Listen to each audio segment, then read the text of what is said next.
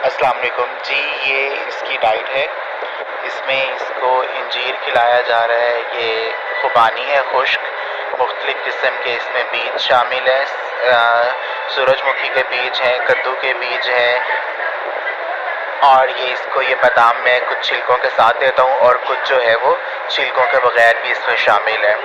ये सारी चीज़ें बड़े शौक़ से खाता है। इसके अलावा इसकी जो है वो सॉफ्ट फूड भी इसको देता हूँ मैं। वो उसमें चने की दाल भिगोई हुई और 3-4 किस्म की दालें हैं।